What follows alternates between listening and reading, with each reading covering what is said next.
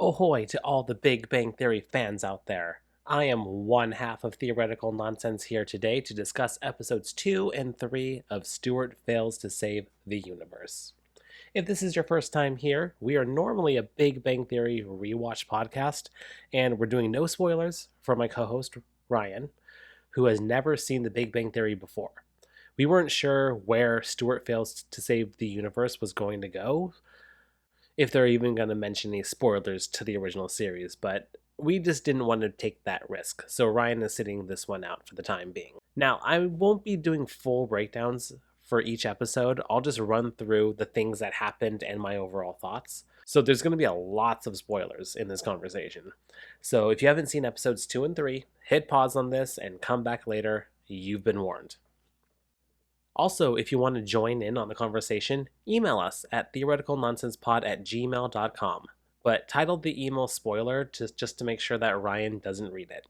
And the reason why episodes 2 and 3 are coming out a little late, well, episode 2 is coming out a little late, and I'm combining it with 3, is because honestly, I didn't really like episode 2.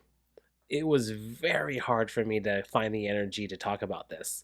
But jumping ahead to episode 3, that kind of restored my faith in the show. So that's why after watching episode 3, I just jumped to the computer, and here I am. So let's dive in. Well, starting with episode 2, just with the title, spoiler, Zach's in this one. And if you've listened to our podcast before, you'll know that we both love Zach. He's very dumb, but to his core, he's a super nice guy, so he's a character that we've loved throughout the entire original series of what we've seen so far. So seeing him is always pleasant. So get more Zach. And the universe that they create in this episode, the anger-free world, it's a cool concept, but I just wasn't a big fan of where it went and how they used the characters in it. So starting at the comic shop, which I'm guessing at this point is going to be the anchor of the series. We started there in episode 1, and now we're there at the start of episode 2, and then jumping ahead to episode 3, they'll start at the comic shop. Well, at least some of them will, but that's where my theory is like, oh, is every episode going to start at the comic shop? And then we get the return of two characters that we've seen before, Kyle and Trevor, in episode 1. One kills the other, but in this universe, they're super nice to each other. And then we learn about the no anger in this world as our main characters get mad at each other and get shocked. And this is the first part of me not liking this episode. The writers are trying to give Barry some sort of redemption by just saying that he killed one of millions, if not billions, of Rajas, that it's more of a rounding error, and the harem wasn't actually as bad as we thought, that it was all consensual, sex for food. But I'm not really buying it. Those are still horrible things. We love Raj, and we never want to see him die like that. We don't want to see him be imprisoned. We don't want Barry, no. And calling food for sex consensual in this post-apocalyptic world is a pretty big stretch. So this version of Barry still sucks, and the writers still have not given him a great redemption. Still hoping that he'll just die and they find a new version of Barry. But at this rate, I don't think that's going to happen. So that's one of the reasons why at the end of episode 2, I'm like, ugh. Still not loving this episode, but carrying forward. I do like the opening theme. It's the same opening, but the words change in each episode. So honestly, it's been worth not hitting the skip button. Then after the theme, we have our core group trying to figure out what's going on and how to turn the machine back on. Stuart just wants to find Denise, and then Barry and Bert need to find Sheldon. Bert and Barry run into Ramona, played by Ricky Lindholm, which makes sense that she would be there and working in the offices of Sheldon and Leonard because she loves Sheldon. And she was one of my favorite guests in the original series, so I was very happy to see her. I love Ricky Lindholm. Bert and Barry have trouble talking to her, so they keep getting zapped, which will eventually result in their arrest. Gary is alive in this universe, and he's with Denise, and they're together to not upset Gary. Otherwise, he'll get shocked. Every time they try to break up, he gets upset, so they just stay together. And because of it, she's an alcoholic. And then that upsets Stuart that she's in this situation because he loves her, and then he starts getting zapped. So then they eventually all get arrested. So we learn that the world was on the verge of collapse when the government contracted people from Silicon Valley to make an AI. And the AI, of course, took over, brutally killing its creator and then implanting devices in everyone's brain, thus creating a world free of war and anger. And it's Christine Baranski telling them. And I thought that this was just really weird that they got her to play herself and not Beverly. I almost would have preferred Beverly to be there, and this was all like somehow her master plan to remove all like emotion or something.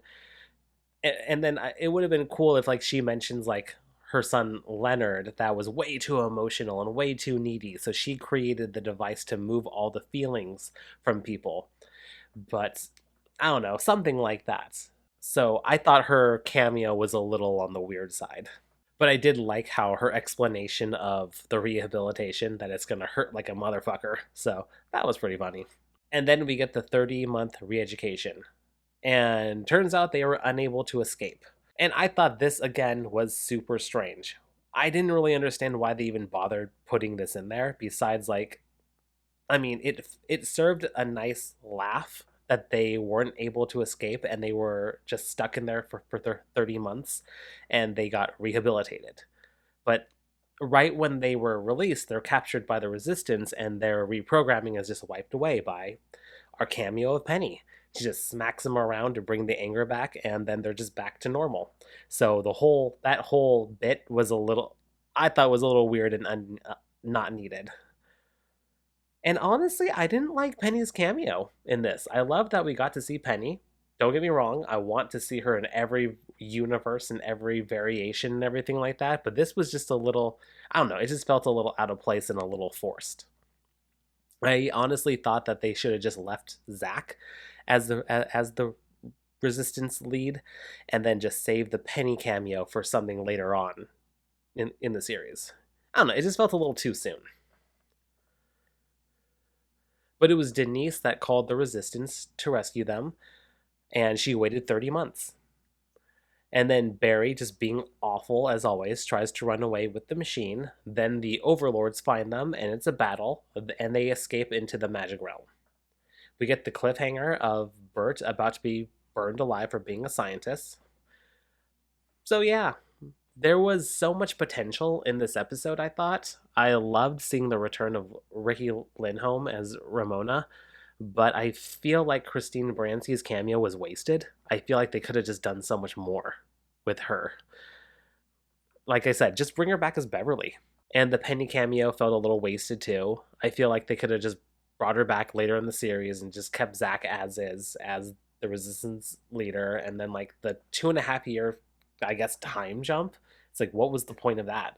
Like I said, it got a good laugh, but it's like, didn't love it. And are they really just going to skip over that they lost 2.5 years of their life? So yeah, didn't love this episode. I kind of just sat on this one. Didn't find the energy to talk about it until now because I watched episode 3 and I loved this episode.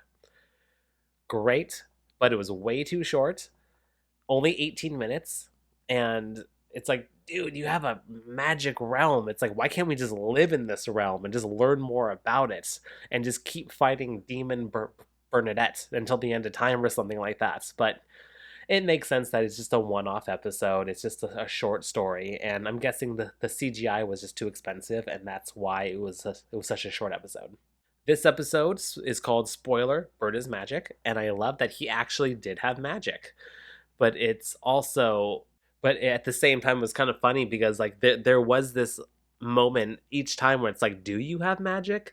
Because he did the rain, but then it's kind of funny how he did like the changing of the Coke to diet and then changing it to Dr. Pepper. I mean, without the sound effect, is there really magic? But I guess they are just saying yes, he is magic because then he gets into that fight with Will Wheaton at the end. So yes, Bert is magic. And I do love Bert. I love how innocent he is. He had an acolyte that he only went to first base with, so integrity move. Great job, Bert. And I thought the cameos in this episode were great. They were actually utilized perfectly, unlike in episode 2. Will Wheaton coming back as a sorcerer and Bernadette as a demon. This was just great. And I do really like that Barry finally gets called out for his BS and something bad actually happens to him. I mean, come on, he left Bert to die by flame. How messed up is that? I know it's a sitcom, but every episode, Barry just feels like he's getting worse and worse. I mean, if this was really like a post-apocalyptic world or universes and everything like that, and this was like The Walking Dead, he would be killed already. Why are they keeping him around? Like seriously, Stuart, Burt, just get rid of him. Well, in this new world, Denise leaves pretty quickly because she doesn't really understand what's happening and not sure if this matters, but it's kind of crazy to think about because like in episode 2, you find out that she's been waiting for this moment for 30 months. She called the resistance 30 months ago to rescue Stuart and get answers. So you'd think that she'd be a little bit more open to having a discussion with Stuart. So it's things like that that make the writing of the show, I feel, a little off. But to be fair, this was before she knew that the machine was real, and it did transport them to another universe. So I guess I can give her a pass for freaking out and everything like that. Then we have Stuart and Barry that are trying to find a way to get the machine operational again, and they call Alexa. And apparently, Alexa is a demon that they're allowed to just call, so that's pretty cool. Alexa recommends that they find a sorceress, and as they go through the list, they recognize the name of Bernadette, and she is a master sorceress. So they track down Bernadette, and she has this story, which, as an audience member, is definitely not believable. You know something's up. But there's a story that she lost her powers, that they were taken away because she used her powers during the wizard strike. And during the strike, she healed the neighbor's dead dog. So it kind of gave her a little bit of sympathy points as the audience, but like I said, it's like, oh, I don't know, something's up. Because the end of the conversation is she needs the blood of an innocent to get her powers back. And I love that. Barry's like, definitely not me. And Stuart, it's like, oh, only had one girlfriend. So it sounds like, and Bernadette says, you know what, I can make it work. I only need like 2 teaspoons, maybe a cup. It's like, why would you need the blood of an innocent? What? But then jumping ahead, we end up back at the comic store, and Bert uses his magic to get back at Barry. Finally, a little bit of justice. He should have just turned him into the maggot and squashed him. But he turns him into a penguin. And then they get visited by Will Wheaton, who is a sorceress that needs to kill Stuart for screwing things up and getting Bernadette her powers back because she's a demon. Then we get a pretty good battle between Will and Bert. And Bert ultimately wins. And then the demon Bernadette goes on a rampage and tries to get the machine because it's the way that she can pass through worlds and take over everything. But the group gets away and they're transported to a new universe, which is a mental asylum.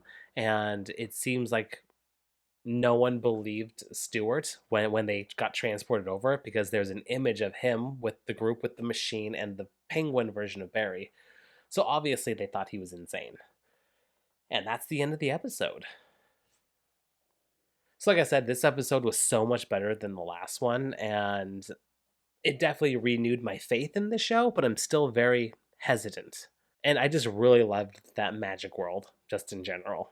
So we'll see what the other universes are like and how well we like them. But like I said, I'm just getting a little frustrated and annoying with all the characters. So I'm kind of just not loving the utilization of the characters right now and what they're doing and how they're acting and how they're getting along. But like I know I need to give it a little bit of grace because it is a sitcom, so we're here to have fun. Ultimately, it's like it's not The Pit, it's not like Game of Thrones or anything like that. So it's like it's just kind of just for some goofs and some laughs. So I kind of just need to take a step back from that and just kind of enjoy the ride. So I'm gonna try. I'm gonna do my best, but we'll see what happens. But those are my thoughts on episodes 2 and 3. So let me know what you all thought of episodes 2 and 3, or just 1, 2, or 3, or whichever ones you want. Shoot us an email. Let us know if you like it, if you dislike it, what you're liking about it, what you're not liking about it. And I'm hoping to actually be joined by Ryan in episode 4. We did have a conversation, and honestly, I told him my honest opinion was that this so far is not going to spoil the original series, Big Bang Theory. So I'm hoping that he'll decide to join us. So that's it for this bonus episode. Thanks for joining. Like I said, we're normally a Big Bang Theory rewatch podcast, so if you like the content that you're hearing here, you should revisit some of our old stuff as we go through each episode and we do IQ points. So check it out, and I'll see you next time.